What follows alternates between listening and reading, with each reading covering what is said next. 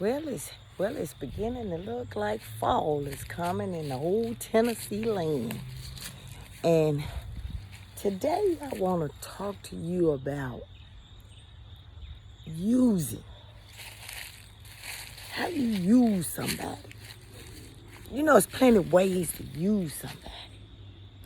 Like for instance, when you invite somebody over to your house to live because they're in a financial situation, which is going to be becoming common. And then what they do is they, don't clean up behind themselves. You see the things that they normally would do in their house. They feel like they could do it in yours. They don't clean up. They start acting funny. Little things like that. I'm getting a little colder, so y'all gotta bear with me. Let's take this situation about this recently happened to the guy that got assassinated. Well, Trump wasn't doing too well with the MAGA movement. Them Epstein files was following him. Them eggs and bacon and chickens and all of that. When he wasn't making them great again. Folks losing their jobs. Bankruptcies are coming up from companies and individuals. People are not buying anymore. They're stopping. They're letting their house go. They're letting their cars go. We getting ready to crash. The economy getting ready to crash. And Trump ain't all that popular. He got even some of his MAGA group mad at him. Some of the politicians are turning against him. Marjorie Taylor Greene and everybody asking for them. Them Epstein files, and he keep having a distraction. A distraction. He's starting wars. He start doing this. He going after cities. He doing everything that black woman said he doing. He's not very popular. To have somebody to turn against you, yes, that young man started saying he was advocating for the Epstein files. He was trying to get the Epstein files. He feel like the Epstein files should be out and whoever's on it should be prosecuted. Because we all know that Bill Clinton is on the files. But there is nothing in there about Bill Clinton doing some shady stuff. It's all these other folks that are coming out that is doing some shady folks. But see, you don't want to hear all that. You don't want to hear all that. So, the young man came out and he said, you know what, we need to release the Epstein files. Now, see, this is where it gets a little intense now, because if this man is advocating for the Epstein files and there's no more allies in the allies with Trump, he's going to be in trouble. He's going to be in trouble. MAGA movement going to be in trouble. Can't put no more fear out because he's saying that crime is so high, he got to send a National Guard. But Memphis is sold out. I hate to say this, but you know what? They sold out. Them two black jigaboos, they're sold out. They say, you know what? They took a picture with Marsha and said, come on, you know what? We ain't going to give you no trouble. We going to be some good little coons, and we just going to... That's the two black mayors. We going to be some good little coons, and you come on in. We welcome you. And then they get on social media and say, well, no, Mr. Trump, please don't come in our city. Please don't come in our city. So, he doing all of this to distract you. His golden boy is advocating for the Epstein file. When they start doing all of this, like them empire moves, then all of a sudden, pew. No more golden boy. So what do? Trump go on social media, say, you know what, I gotta put that fear and hate in there. I gotta refuel it, gotta put some wood on it. Them Democrats did it, them libs did it. And them little wenches, them white Republican wenches, they said, yeah, We don't want to talk about, well, what about the Democrat lady that her and her husband and the dog got killed? Oh, you see, that's what's wrong. You thinking about the wrong thing. You thinking about the wrong thing. Yeah, you hear them leaves crunching? Because they excited too. So you say, well, now you worried about that. All of a sudden, the black colleges are getting threatened. Oh, some black person, Democrat, liberal, went and did it. And then they had to go find them black coons that's MAGA. Oh, y'all in trouble now. They ain't gonna do shit. They ain't gonna do nothing. Oh, you gonna get it now. Yeah, okay, sit your old coon ass down. Then come out to be. Some military people saying, no, it ain't him. It's somebody else. Because this person that did that from 200 yards, the way they did it, that was a military, that was a sniper thing. That was a military thing. But anyway, they found the person who it was. And come to find out, it wasn't even black. And the family is saying, oh, we mega happy. We mega proud. I would too, to keep somebody from threatening me. Yeah, I'd probably say I was MAGA too. No, I'm MAGA. Trump seized the opportunity. The MAGA does. We're going to make him our hero. Oh, you know what? He was a good boy. He was a good boy. And we gonna market this to the end. Air Force J.D. Vance have Air Force 2 to go pick him up. He lying his state. Trump having it at half mask. Oh, what a glorious sight to have our furious leader that we were mad about the eggs and the bacon and the gas and losing our job and all of that. What better way for our furious leader to show us that he loves us by what? Taking our golden boy and putting him on a pedestal. Oh, they're going to erect a story. Oh, he was all about the truth, and he was about this, and he was about that.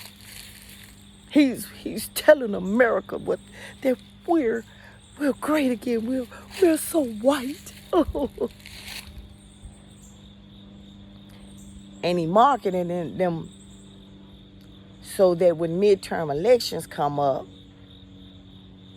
they'll remember how he did that young man. See, once again, white America and some black idiots have come to believe that he's doing it for that young man. And his wife came out. Oh, I'm going to keep fighting for this legacy. That's why you don't feel sorry for folks. That's why I couldn't understand how you sit here and say, oh, let me get this right. And he's a father, a husband. See, that's why you be careful how you sit here and feel empathy for somebody who don't have empathy for you. Because his wife now is finna pick up his racist torch, and she says she's vowed to carry it on. And some of you black folks who sitting up there preaching, just like some of them Hispanics, just like some of them other immigrants and Puerto Ricans and Cubans and Mexicans and stuff who voted for him, who said that no, he ain't gonna do nothing to me because I voted for him, and come to find out they fucked around and they found out. See, blacks are the really bad part about the FAFO, because see, they thought that if they cut us off of these government benefits, that we would be on social media tap dancing and crying. But you see a lot of white folks tap dancing and crying about how they cutting off all this stuff. So they really didn't did when they start cutting off the school stuff. Everybody thought that the black folks was gonna get on here and start calling and crying about how they cutting their student loans and they doing all of this. But see, you see that didn't work. But then you turn around now, You finna sit here and you finna cut, but you cut out civil rights. You start cutting out things that really hit them, like the housing market, like all of this and stuff. Yeah, it may do an impact. Yeah, you may do an impact. See, y'all, I'm going to tell you something. They still got that job thing opening, and if you notice it, they increased it, some of like the SNAP benefits from 54 to 62, because they don't expect you to go get a job where you working 9 to 5 and you working 8 to 5 and you working 7 to 3 or 10 to 6 or whatever it is. They expect you to, what they going to do is, that's why that big, beautiful bill is on hold. They expect you to go out in these fucking crops and these fields and work it. They finna make you seasonal workers. But see, black folks don't want to believe that. They don't want to believe that the truth is in the light, and we still got these Uncle Toms that's selling them out. Now, like you said, if you notice now how Chicago clown, when Trump said that he was going to come there, you saw how California clown, when he went there and what they did, you saw how all these other black Maryland is 10 toes down. He 10 toes down. He is not playing. But you got two black mayors, the county mayor and the city mayor in Memphis, and look how they rolling over. They came in, like I told you in the last video, they gonna come in like a whisper. They ain't giving them no problem. They ain't gonna give them problem. Them coons and sold them out. See, because it's all about that bag. See, they think that when he take over and when he do stuff, it ain't nothing gonna happen. That you know what they just waiting on it. And then when he go out here and all you other coons are happy and saying, oh, I'm so glad that he out here, he helping Memphis and stuff, instead of telling your criminal kids to, hey, you know what, maybe you need to stop doing this. Maybe you need to stop going to jail. Maybe you need to do this. Because see, what they is, they got them unprofessional bounty hunters that's going to start shoot because Memphis is predominantly black. 201 Poplar is predominantly black. That's the jail.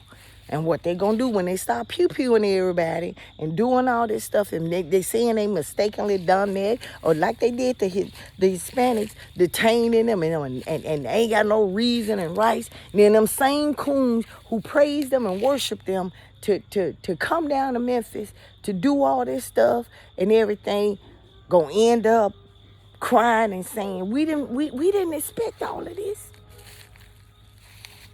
Because they letting them know. See, they praising the golden boy and Collierville and in Germantown, them the outsides of Memphis. They praising him. They having vigils for him. That young man, he didn't deserve to die. Everybody saying that he didn't deserve to die. I'm gonna tell you who didn't deserve to die. Medgar Evers didn't deserve to die in his driveway and let his kids see it. Martin Luther King didn't deserve to die on that balcony in Memphis. Yeah, he didn't deserve to die. He didn't deserve to die. Those are two who I can just call off that didn't deserve to die, but died. Yeah. And they had wives. And they had kids. And you didn't see nobody saying, oh, you know what? You ain't see nobody white say, well, you know what? I don't condone violence. But you know what? But you didn't see Martin Luther King talk about hate. He talked about nonviolence.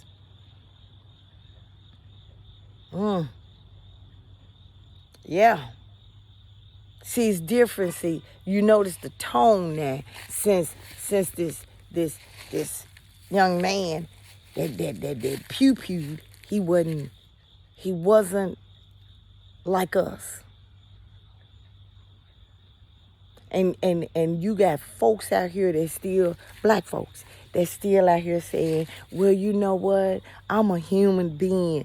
I'm going to do that. You know what? When they go out there and start looking for you, I guarantee you, The thought of you being a human ain't gonna cross their mind. The thought of you being a citizen ain't gonna cross their mind. The thought of you being having some rights ain't gonna cross their mind. The thought of you being anything other than is not gonna cross their mind when he starts setting out this agenda for whatever for us next. Oh, it's coming. It's coming. And it doesn't matter how light you are, or what rich you are, or how much money you got, or better yet, or how many white friends you got, or how you voted, and or nothing like that. See, they didn't look at that when it came to these other brown people. So you know what, and it don't matter, because like I said, that birthright citizenship was test drive on these illegal immigrants. The real birthright citizenship gonna come through us. That's where they gonna take our stuff away. And like I said, all you folks that's sitting up here, like I said, a bully is marketing, having a new market now. And that's that guy. That's who he marketing. He ain't marketing because that was his best friend. That he ain't marketing because that man spoke the truth. He ain't marketing because he felt whatever he was, or whatever it was, or how he felt. He marketing because the hate sells.